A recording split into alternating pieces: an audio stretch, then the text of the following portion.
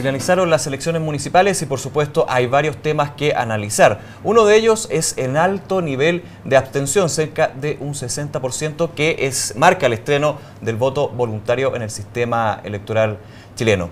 Varios puntos, varios temas, y para eso vamos a conversar en esta entrevista con la directora del programa Calidad de la Política de la Fundación Chile 21, Gloria de la Fuente. Gloria, muchas gracias por estar aquí en DFTV. Muchas gracias por la invitación. Bueno, vamos con el gran tema, los titulares del día de hoy que claramente marcan esta elección, que marca, como decíamos, el estreno del voto voluntario, este alto nivel de abstención. ¿Era esperable, primero que todo? Yo creo que primero hay que sincerarse absolutamente. Ningún cientista social en este país, ningún cientista político en general, ni nosotros mismos en nuestros análisis al interior de la Fundación fuimos capaces de prever tan bajo nivel de participación en esta viéndolo del otro punto, claro. En general, todos los análisis que se hicieron durante el último tiempo daban resultados, mirando encuestas, además, entre 50 y 60% más o menos de participación. Y esto fue lejos una cosa que nos sorprendió llega a un 40 a todos. Más o menos. Exactamente, 40% apenas de participación electoral, que es muy bajo. Las razones, y yo creo que ahí el desafío está en cómo vamos a leer esto y cuáles son las decisiones que vienen a partir de esa lectura. Porque hay varias razones que por supuesto se van a ir analizando. Hay contexto social, hay también el no ir a votar por una forma de castigo al sistema político, también al sistema electoral. Ese es el punto. Yo creo que hay que hacer una buena lectura para poder tener buenos mecanismos de salida. Una cosa es que efectivamente esté llamado a no votar como un voto de protesta, que finalmente es política activa, que se expresa de otra manera, haya dado resultado. Y otra cosa es que estemos frente a un fenómeno de apatía política importante que puede ser muy complejo en la sociedad chilena, que se traduce, por ejemplo, en altos niveles de desconfianza en las instituciones, pero ante todo podemos estar frente a un individuo o a un ciudadano que es bastante más consumidor que ciudadano, digamos, por lo tanto la política deja de tener sentido. Y eso es un fenómeno bastante más preocupante, ¿no? Pero, de gente que puede haber decidido quedarse en su casa, viendo televisión o haciendo otra cosa y no sentir compromiso con este proceso político que me parece que es bastante más relevante. Pero claramente una primera semi-conclusión, podríamos decir, dentro de este proceso, es que hay que reencantar, que eso se ha ido hablando desde antes, de hecho, de que se implantara el voto voluntario. Hay que replantear desde la política cómo se presenta y cómo se representa la ciudadanía. ¿Eso es un desafío ahora? Yo creo que lo que hay es, entre otras cosas, un fenómeno que tiene que ver con finalmente la falta de competencia, ¿no? O lo poco atractivo en general que son las campañas de estas características. Los sistemas que tienen voto voluntario, en general la participación es mucho más alta. Veamos lo que pasó en Venezuela, hace 80% de participación con voto voluntario hace un par de semanas atrás. Esto sucede básicamente porque las elecciones son más competitivas, hay más cosas en juego. Pese a que una elección municipal como la chilena, y particularmente en el municipio, se toman decisiones relevantes en general en Chile, desde el 92 que tenemos elecciones municipales, el nivel de participación siempre es menor respecto a la elección parlamentaria y respecto a la elección presidencial. Digamos que es parte de la idiosincrasia. Es parte de lo que, claro, porque en general se entiende poco la relevancia que tiene el municipio para la vida de las personas. La primera cara visible del Estado, si tú quieres, es el municipio. Sin embargo, las personas tienden a no valorar, pareciera, mucho lo que tiene que ver o lo que significa una elección de autoridades a nivel local. Y creo que parte de eso tiene que ver un poco con la discusión en torno a si participamos o no participamos, o los niveles de competencia que hay ahí. Y creo que eso es una cuestión bien relevante a considerar. Y además las campañas se han tornado a nivel local en particular, con excepciones, Providencia, Santiago, qué sé yo, en campañas en general que son bien poco competitivas, donde hay muy poca discusión respecto a giros o énfasis en particular. Las campañas de las palomas, como se le dice. Exactamente, mucho más la visibilidad, la publicidad de la campaña en las calles, y eso hace también que para la gente sea poco atractivo tener que ir a votar por un candidato que no se sabe finalmente quién es y qué es lo que promete, ¿no? Esta elección marcaría entonces un punto de inflexión y lo que te comentaba al principio, replantear o cambiar un poco el switch. Esto es un proceso de aprendizaje que yo creo que no es menor y nos va a tomar un par de elecciones en Chile. Vemos, por ejemplo, en sistemas de voto voluntario, España, las últimas elecciones, por ejemplo.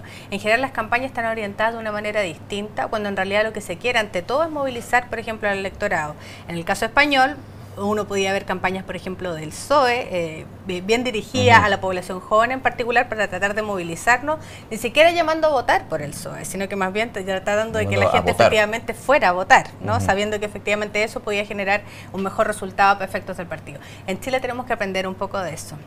saber si vamos a focalizar de mejor manera las campañas políticas o no, vamos a tener que hacer un aprendizaje. Hasta ahora no sabíamos nada respecto al comportamiento electoral. De ahora en más, lo más probable es que sepamos más o menos cómo se va a mover, después de un par de elecciones, cómo se va a mover este electorado, si va a ir o en qué porcentaje va a ir a votar, y después de eso probablemente tomar decisiones en torno a cómo se van a hacer las campañas políticas para que sean más efectivas. Lo que vimos como campaña electoral ahora, además de una invasión grosera de pronto de campaña o de material de campaña, de material visual, en la práctica fue muy poca discusión, ¿no? Muy poco debate y en la práctica eso desmotiva sin duda a los ciudadanos. Gloria, y bueno, esos son desafíos que ya se plantean para las próximas elecciones y ya tenemos una a la vuelta a la esquina, que son las parlamentarias, bueno, y las presidenciales. A partir de los resultados, donde claramente todos podrían decir que unos pierden, otros ganan, por supuesto, en términos de comuna emblemática hay una pérdida importante por parte del oficialismo.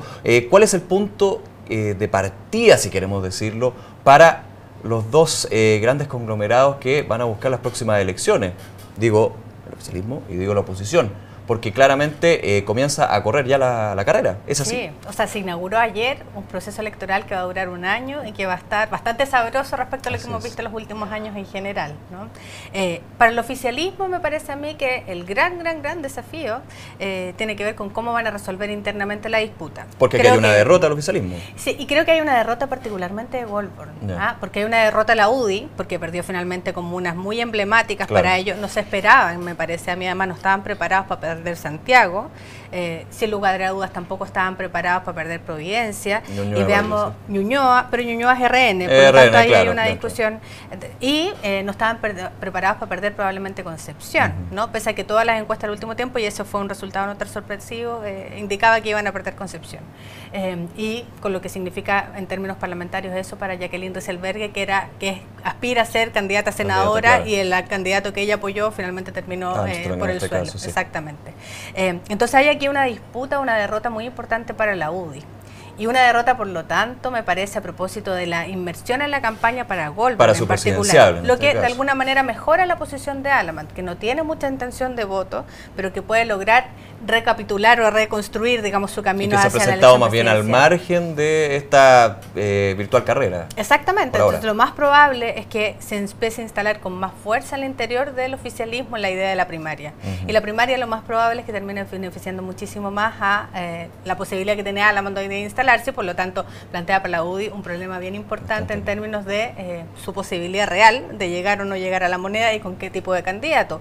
Un candidato que sea más del perfil más popular de la UDI o este perfil más dogmático que ha estado en pugna permanentemente, que es una cuestión no resuelta. Y para la oposición creo que el desafío es aún mayor, porque si bien el resultado es mejor en términos de porcentaje, en términos de candidato, por todo el 4-0 que decía un exministro por ahí que efectivamente se cumplió, además de ganar las comunas emblemáticas, que me parece una cuestión importante, creo que hay una cuestión que tiene que ver con definiciones o cómo se saca la foto. La foto de ayer era una foto importante porque había candidatos. El termómetro. Fondo, claro, y candidatos, y la foto de Carolina Toá, José Ferraz, más representa una cosa más transversal, era muy potente. Claro.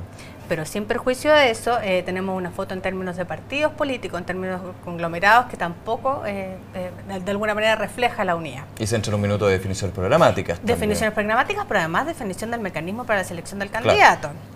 Ya que hay dos disputas en juego, digamos. Uno es si finalmente esta idea del eje histórico, PSDC, se termina instalando a través de la figura de la presidenta Bachelet, que tampoco hay tanto acuerdo respecto a eso, porque la democracia cristiana no va a ir a ojos cerrados a apoyar probablemente la candidatura de Michelle Bachelet, versus... Buscará concesiones finalmente. Claro, versus el pacto Chile Justo, que sale de la concertación, que incluye al PPD, incluye al Partido Radical, incluye a los comunistas, y que en la práctica se han tratado de jugar más por la idea del programa por sobre la candidatura, ¿no? Y que de hecho en estas elecciones mostraron los grandes beneficios y las grandes victorias, finalmente. Y además grandes lineamientos, porque ellos se jugaron además por una propuesta programática mínima para la elección municipal.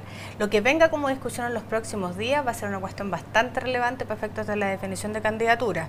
Podemos estar tras la discusión de un programa o efectivamente esperar hasta diciembre y que no llegue una visita a Nueva York que finalmente se instale y que finalmente sea la presidenta Bachelet quien nos acompañe en la próxima elección municipal.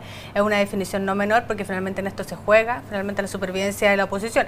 Y lo otro es que es bien relevante que pese a que el resultado sea bueno para la concertación y para la oposición en general, crece de manera importante aquellos que están fuera de las dos grandes coaliciones, la votación de las dos grandes coaliciones. Por lo tanto, esto nos podría indicar también que para ganar la presidencial al menos, no así tal vez la parlamentaria, pero la presidencial no basta con los votos de la concertación, incluso sumado en dos listas distintas. Aquí hay algo que hacer, una conversación que hacer probablemente con el PRO y Marco Enrique, que sería lo más cercano. Y que finalmente son los grandes triunfadores de esta elección, porque pensemos que el Partido Progresista pasó de ser un partido muy joven, creado hace un par de meses atrás, a tener una representación importante en muchas comunas del país, 4, tanto por ciento su nivel de votación. Poco tiempo ha logrado tener...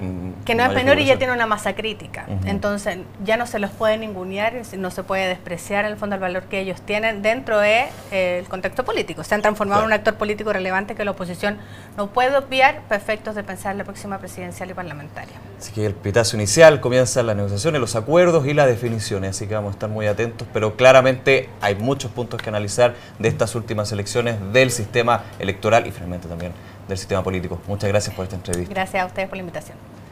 Y a ustedes, por supuesto, ya los dejamos invitados a otra entrevista aquí en DFT.